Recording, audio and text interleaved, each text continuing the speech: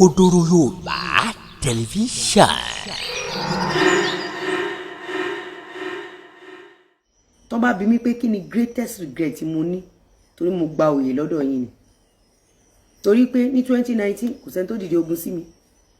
2017 kò sẹ́ni tó dìde ogun sí mi pé kọ́kọ́ máa bẹ̀rẹ̀ ogun gbàràgbàràgbàrà nígbà tí Alhaji Alufulany fún mi ní oyè ní 2019 ìṣẹ̀lẹ̀ jáde ṣẹ́ni tó ẹ̀kọ́ fún lóyè rèé ẹ tó ẹ̀kọ́ fún lóyè rèé ẹ lọ bẹ̀ sí ní gbé àwọn pictures tí mo fi ṣe movie tá a fi ń ṣe movie set ẹ lọ ń gbé síta lára Islam yín náà nìyẹn lára Islam tẹ́ ń ṣe nìyẹn inú Islam tẹ́yìn ń ṣe yàtọ̀ sí Islam tẹ́mi ṣe torí Islam tèmi ó yàtọ̀ sí Islam tẹ́yìn ń ṣe Islam tèmi mọ̀ tí mo lọ fọwọ́ ara mi gbà ní Saudi ó yàtọ̀ because ngbà tí mo fẹ́ ṣe visa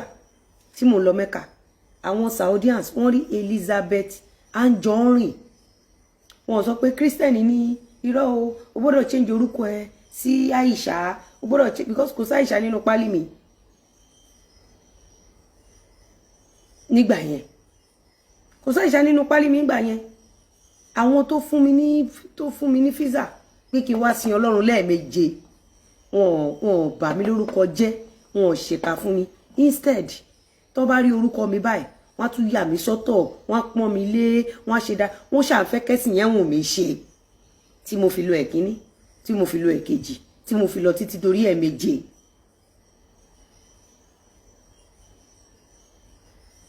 kí ni mo wá ṣe mo wá bẹ̀rẹ̀ sí ní gbé àwọn bọ́n ṣe múra mo gbé wọ Nàìjíríà àwọn àbáyà wọn lọ́lọ́kan òjọ̀kan mo gbé wọ Nàìjíríà mo bẹ̀rẹ̀ sí ní lọ ránṣọ lọ́dọ̀ wọn mo gbé wọ Nàìjíríà mùsùlùmí mélòó ló jáde ló ní ẹ fi tàlájà Lizzy ṣàríkọ́pọ́n kò sí kankan nínú yín kò sí kankan nínú yín instead pẹ̀lú bẹ́ẹ̀ ṣe borí yẹn a máa ń rí yín ní comment section now 2019 Alhaji Alufulany Sheikh Alufulany ó láwọn fi mí joyè kò pẹ́ ọ̀rọ̀ lè bọ́ síta the same year lẹ́ẹ̀ma bẹ̀rẹ̀ ó gbé cocaine ó gbé kinní kan ó ṣoògùn owó ni ó ṣe kinní kan ó ṣàwo kan láti 2019 tẹ̀tìrì pọ́n fún mi lóyè yẹn àfìgbà tẹ́ máa gba ẹ̀sìn yẹn physically abẹ́ ẹ̀ padà gba ẹ̀sìn yẹn ẹ̀sìn tó jẹ́ wípé kò sọ́dọ̀ tó ń bá yín ṣe mọ̀ àfi àwọn ọ̀dọ́ tí ò bá lọ school tàbí tẹ́ tètè kì lórí mọ́lẹ̀ ló wá ń padà bá yín ṣe ẹ̀sìn yẹn nílẹ̀ Nàìjíríà ń bí kò sọ́dọ̀ tó nígbà táwọn èèyàn bẹ̀rẹ̀ sí ní mo yẹn múra mo yẹn máa wọ jàlábíà mo yẹn máa ṣe tọ̀bá mi mo ṣe máa ń ṣe bí ṣe máa ń jó bí ṣe láwọn ọ̀dọ́ wá bẹ̀rẹ̀ sí ní gba ẹ̀sìn yẹn padà uncountable ọ̀dọ́ ló gba ẹ̀sìn Islam padà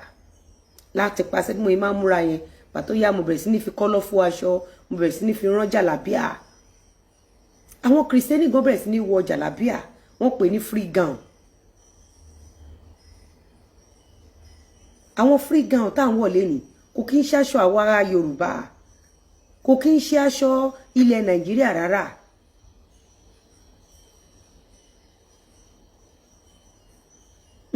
kò kí ń ṣe èmi ni mo lọ gbé àìdíà yẹn wá láti Saudi mo bẹ̀rẹ̀ sí ní foríṣiríṣi material ràn gbogbo àgbáyé wá gbà kó máa sí kankan nù yín tó jáde tó ní ìyá wa ẹ máa ṣe o kẹ́tì ẹ̀ sọ̀rọ̀ níbì kan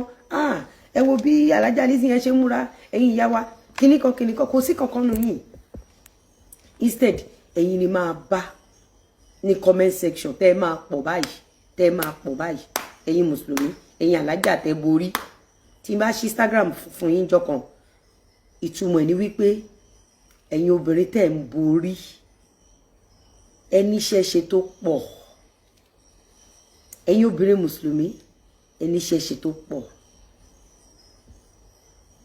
ṣé èmi lè Celestial ni àwọn family bàbá mi adẹ̀ní mùsùlùmí láàrin wa but pẹ̀lú nǹkan tẹ́sábọ̀dù ń ṣe tẹ́sábọ̀dù dẹ̀ ń lọ sẹ̀lẹ̀ pẹ̀lú nǹkan tí Sọjí ń ṣe ǹjẹ́ mo lè jẹ́ kí ìrandíran mi ṣe sẹ̀lẹ̀ àwọn ìwà tá máa fi ń lé àwọn èèyàn kúrò ní ìlànà Ọlọ́run nìyẹn ìrandíran tèmi ìtó bá lóun fẹ́ lọ ṣe sẹ̀lẹ̀ ó lè lọ ṣe o ìtó bá lóun fẹ́ ṣe sẹ̀lẹ̀ ó lè lọ bọ èmi kọ́ ni máa tẹ́ orí mi wọ̀bẹ̀ ọmú ọmọ mi wọ̀bẹ̀ èmi kọ́ nítorí wípé tá bá mú ọmọ wọnú ẹ̀sìn a mú wọn wọnú ẹ̀sìn kọ́ lè bá rí ìdáàbòbò nígbà tí a bá dàgbà tí a bá síbẹ̀ mọ́ fáwọn ọmọ yẹn kí ẹ̀sìn lè bá síbẹ̀ fún wọn. But situation whereby wọ́n ní ikú tó ń pojú gbẹ̀ ni òwe ńlá ló ń pa fún ni kọ́ ló ń jẹ́ ká gùn lẹ́mìí.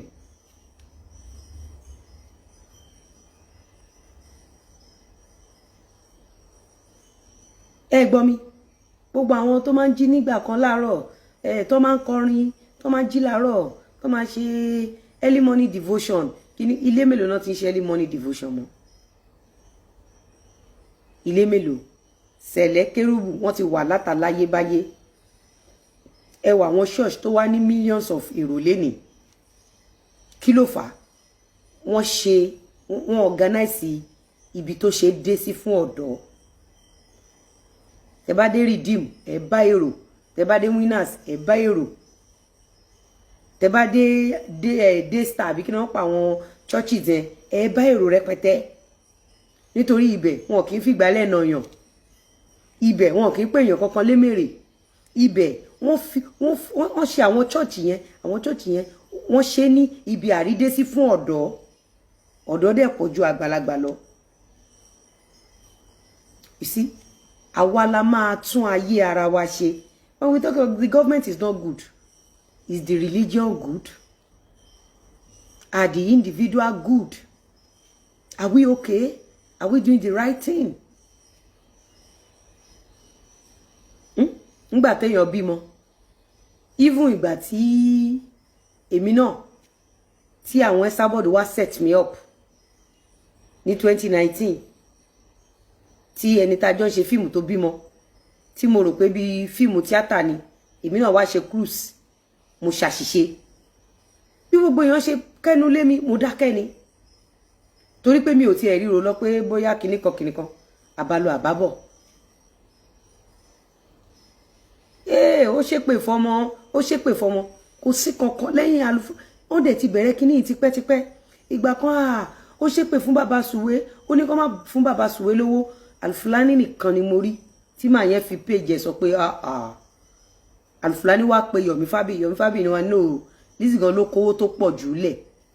nínú àwọn onítíátà Lizzy ló dá owó tó pọ̀ jù fún bàbá Sùwé ṣùgbọ́n kí ni gbogbo yín sọ ó ní kó má dáwó kí ló ṣẹlẹ̀ ṣé wọn bá yín ṣe Islam náà bá yín ṣe kí ló ṣẹlẹ̀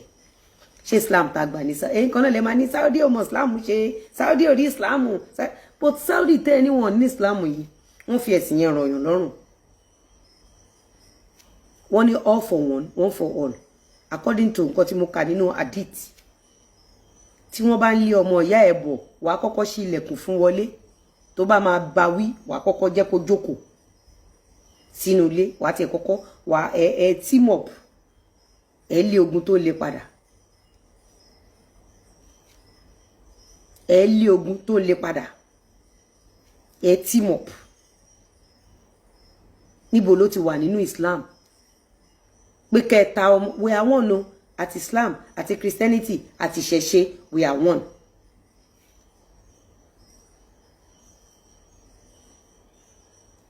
Touches Ayinke Ade forget it with everything tẹ́ Esabod ṣe fún mi àti ìdílé mi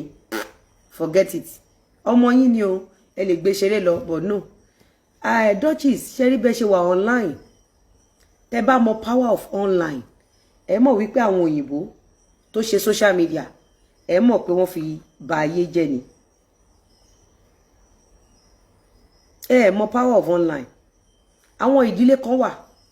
ní Mecca wọ́n máa ń sunkún dọ̀la ni wọ́n máa ń sun ẹkún di ọ̀la àwọn family yẹn wà ní Mecca nítorí pé wọ́n wà nínú àwọn tó tako òjíṣẹ́ ńlá sálẹ̀ wàsálà wọ́n máa ń sun ẹkún di ọ̀la ẹran wọ́n ti wà ní Mecca wọ́n máa ń sunkún di ọ̀la ni tí Ọlọ́run bá forgive wọn kò yẹ kán sunkún dọ̀la wọ́n mọ̀ pé àṣìṣe làwọn ṣe if you know power of social media ní gbé ẹ̀sìn wá ṣe aburú tẹ́ bá mọ̀ power of social media tó bá rí anybody nínú ẹ̀sìn tó ń ṣe sáré tètè di associate ara yín láti ara ẹni tó bá ń ṣe aburú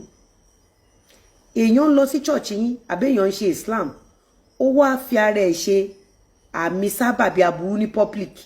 nobody is going to come into that religion. Don't forget that religion àkọ́kọ́ra wa jọ ni, ẹ̀sìn gan alike Ọlọ́run gangan tá à ń sìn inú ọkàn wa ló wà. Ọlọ́run gangan tá à ń sìn inú ọkàn wa ló wà. Ṣẹ̀rí religion àkọ́kọ́ra wa jọ ni. Religion is like association bí kò belongs to kíní kan group Ọlọ́run gangan inú ọkàn wa ló wà. You don't understand? Bí èmi nísìn nígbà tí mo wà nínú Christianity mi ò fi bẹ́ẹ̀ lọ church gan, mi fi bẹ́ẹ̀ lọ church torí mi ò ní time. Nígbà tí mo fẹ́ bẹ̀rẹ̀ Islam mo make sure wípé ẹ̀sìn tí mo gbà, ẹ̀sìn Islam tí mo gbà yìí mo make sure pé mo jẹ́ àríkọ́ṣe rere, mo try best me to be everything. But in likes of Esabod, a Christian,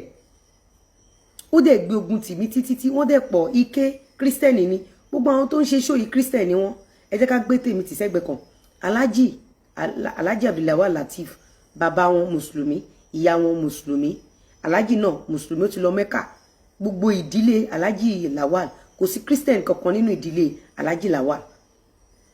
Ṣó yẹ kí obìnrin tó wá yàn lọ́rẹ̀ẹ́ àbí tó yàn lálẹ́ àbí tó wá purọ́ fún wa pé òun bímọ fún, ṣó yẹ kó gbé ìhòòhò ẹ̀ wá fún Christian láti já sí òhò lórí gbogbo àgbáńláyé? Ṣé irú Mr. Lawal yẹn lè máa ní pé kó wá sí mọ́ṣáláṣí àbí kó wá bá yín kọ́ mọ́ṣáláṣí? Mo ń béèrè ni o, nítorí pé Islam tó ń ṣe nígbà yẹn ó ti yàtọ̀ sí ohun tí wọ́n ṣe fún nísìnyí. Bó ṣe rí nínú Christianity nìyẹn, bó ṣe rí nínú Christian. Tí bá ń lọ sẹ̀lẹ̀ sí, mo lọ sí sẹ̀lẹ̀ sẹ̀lẹ̀ wọ́n wá gbé ogun ti ọ̀tá mi. Àwọn mùsùlùmí wá ń ya ọ̀tá mi pẹ́rẹpẹ̀rẹ, àwọn mùsùlùmí ya ọ̀tá mi pẹ́rẹpẹ̀rẹ kí sẹ̀lẹ̀ wá kún wọn lọ́wọ́. Organization ni. Ṣé mo lọ sẹ̀lẹ̀ torí kí ni mo ṣe ń lọ sẹ̀lẹ̀, torí kí ni mo ṣe ń lọ ṣe Islam, torí kí ni mo ṣe ń lọ CAC? A lot of people ti lọ sí Redeem. Ẹlòmíì á dúró ẹlòmíì kẹ̀dẹ̀ ní tó bá débẹ̀ tó bá wá nǹkan tó wá títí tí ò bá rí ó máa pull out.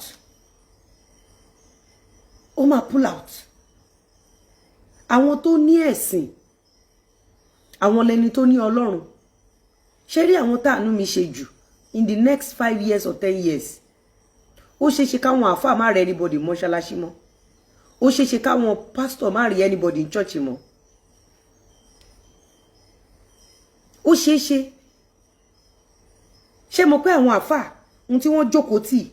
ní àwọn èèyàn jàǹkànjàǹkàn tán mọ̀? Nígbà tí àwọn èèyàn jàǹkànjàǹkàn yẹn tí wọ́n wá ń bà wọ́n lórúkọ jẹ́, àfáà mélòó ló dúró? Àwọn pastor, àwọn wòlíì kí náà jókòó tì àwọn èèyàn jàǹkànjàǹkàn tó bá gbàdúrà lọ́dọ̀ wọn. Tí wọ́n bá wá ń ba yé àwọn èèyàn jàǹkànjàǹkàn yẹn jẹ́, we will now go to pastors. Òun ló fi jẹ́ pé ẹ̀sìn inú ọkàn wa ló wà. Ọlọ́run ló ní ẹ̀sìn. Ẹ rí pé bí Haúsá ṣe ń ṣe ẹ̀sìn wọn ó yàtọ̀ gédégédé bí Yorùbá ṣe ń ṣe ẹ̀sìn, bí Ìgbò ṣe ń ṣe ẹ̀sìn. Ayọ̀míkú sọ pé I'm a Muslim by birth, but my mom made me join Celestial Church since I was 11 years, even married in Cele, and I never. That is you. That is you. Oníkálùkù pẹ̀lú ìràwọ̀ ẹ̀. Oníkálùkù pẹ̀lú ìràwọ̀ ẹ̀.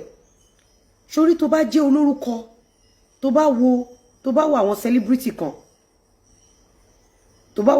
kan, Sẹ̀lẹ̀ ni wọ́n lọ. Àwọn ìràwọ̀ kan wà, ìràwọ̀ wọn wà controversial in nature, because bó ṣe wà controversial yẹn ló ṣe máa lórúkọ, ló ṣe máa jẹ́yàn, ló ṣe máa lówó. Ṣé rí àwọn tó wà controversial yẹn, kò sí nǹkan tó bá dáwọ́lé, tó bá nídìí owó, tó bá nídìí orúkọ, tó bá nídìí owó, tó bá bá wọn lájọṣepọ̀, ó máa tètè blow. Àwọn tó wà controversial yẹn, Ọlọ́run ní gbogbo ohun tí mo dá dáradára ni, kò sí nǹkan kan tọ́lọ́run dá tí aburú wà níbẹ̀. Alufulani kò ṣàṣẹ máa ṣe oyè. Alufulani ti ń ṣe oyè wọn, ó yàtọ̀ dá wa gan ní 9 àbí 11. Ó ṣe jẹ́ ti tọ̀dọ̀ wa ló blow Alufulani.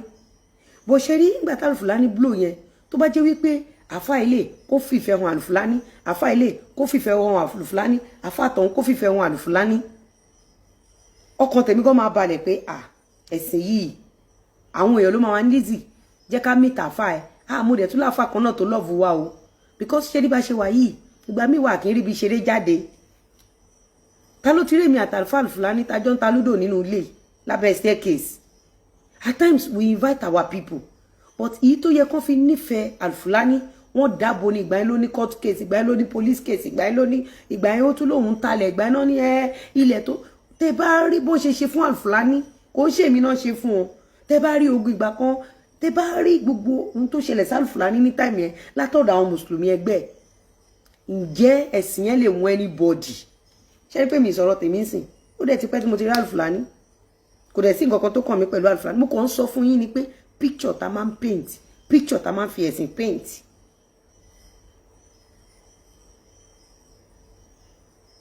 ó ti yín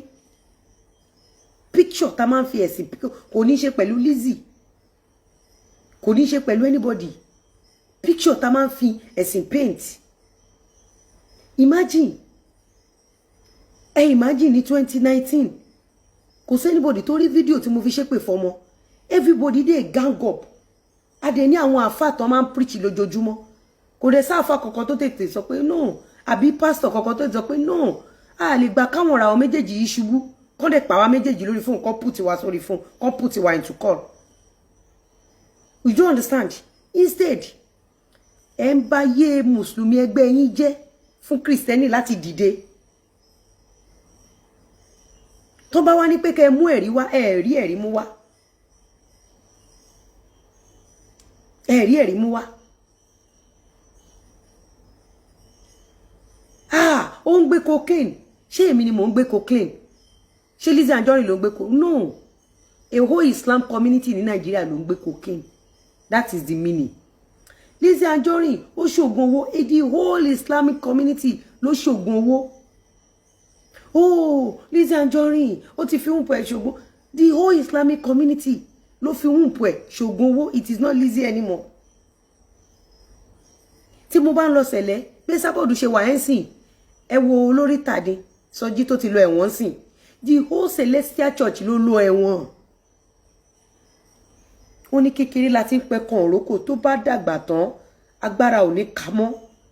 má wò pé mò ń ṣẹ̀sìn yìí táburú bá ti wá ṣẹlẹ̀ ìrẹ́rẹ́rẹ́ ẹni yẹn ni no anybody tó bá ti ní orúkọ láàrin yín is representing the whole people tẹjọ́ ń ṣe ẹ̀sìn yẹn nígbà tí màá fèsì Esabod squarely ọjọ́ ta kọ́kọ́ mú àwẹ̀ ní Esabod ṣe ìpè fún àwọn ọmọ ẹ̀ ta ló rántí dáadáa last year ọjọ́ ta mú àwẹ̀ náà kò tẹ̀ ń ṣe bí ẹ̀karùn-ún tó máa ṣépè fáwọn ọmọ ẹ̀ pa ọmọ òun máa kú ǹjẹ́ a rí àáfàá kankan níjọ́ ta kọ́kọ́ mú àwẹ̀ last year ìyá yìí mi ò ní kẹ́ni àáfàá gbèjà mi ò mi ní kẹ́ni body sọ but it is a slap to the Islam community Esabod fi ọjọ́ ta kọ́kọ́ mú àwẹ̀ ó fi ṣépè fún mùsùlùmí gbogbo ẹ̀yin mùsùlùmí ló ṣépè fún kí ni mo ṣe mo tún jẹ̀lì bàbá dànù mo face Esabod squarely because mo ti wo wájú mo ti wẹ̀yìn mo ti rí wípé community tí mo ní mo belong sí gan there is nothing they can offer àwọn sẹ̀lẹ̀ ń wo Sọjí àti bàbá ẹ̀ àwọn sẹ̀lẹ̀ wọ́n ń wo Sọjí àti bàbá ẹ̀ wọ́n wá ní kò belong sáwọn o let me tell you something either you are Nasfat you are Wakfat you are Rikibat you are Rukabatu you are anything but we are all Muslims we are all Muslims and anything tí àwọn tó bá jẹ́ olórúkọ láàrin wa tí wọ́n bá ti ṣe it comes back to us and that is why we need to protect them ó ti bọ́ ọ̀rọ̀ tí mo sọ yìí ti bọ́ mo kàn fi ọ̀rọ̀ ṣàkàwé ọ̀rọ̀ kan tí mo sọ tí mo sọ̀rọ̀ sí ó ti bọ́ the this has been done mo kàn sọ fún àwọn àfáà àtàwọn pastor pé in the next 5-10 years ó ṣeé ṣe kó ní kálukú wọn máa lérò lẹ́yìn mọ́ kó máa rí èèyàn kankan mọ́ because we fail to protect our community we fail to protect ibi tẹ́ ẹ ti ń jẹ just like nísìn ngbà tí ẹnu ìṣó rìkọ́dù ọkọ mi mo dúró sórí ẹsẹ̀ mi pé no kò rí bẹ́ẹ̀ no kò rí bẹ́ẹ̀ nítorí wípé tí n bá dákẹ́ tó bá ní jígolo ní o in the next few years ta ló máa address àṣìyàwó jígolo èmi ta ló máa address ọmọ jígolo àwọn ọ̀tá ọmọ wa.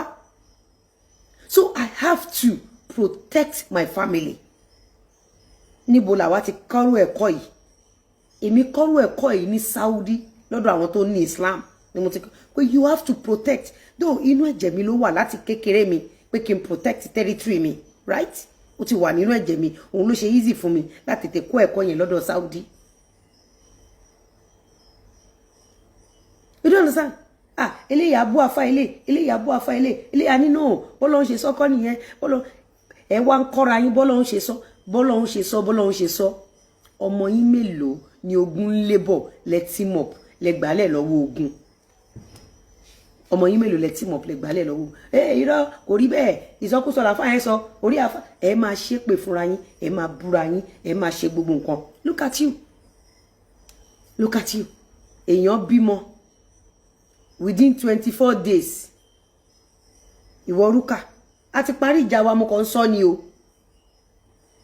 a ti parí ìjà wa o mo ti ṣàdúrà fáwọn ọmọ wa o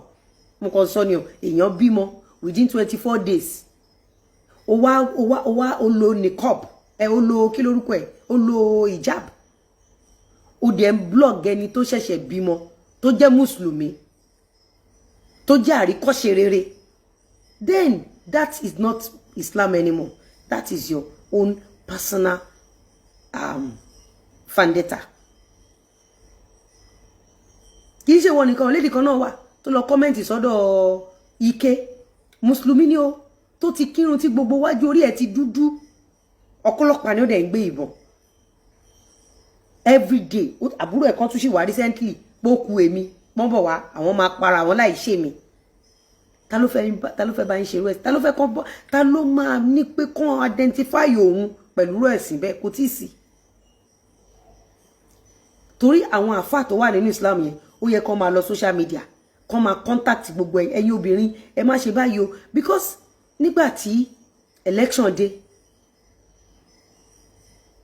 kí ni àwọn Christian ṣe fún Alhaji kí ni àwọn Christian ṣe fún Aṣíwájú Bọ́lá Ahmed Tinubu. Ìdí ọdún là bẹ́lẹ́jọ́ máa wò ó níbi gbogbo àti nígbà gbogbo ohun ọ̀tún dúró dè ọ́ ń bẹ̀ Òkodoro Yorùbá tẹlifíṣàn.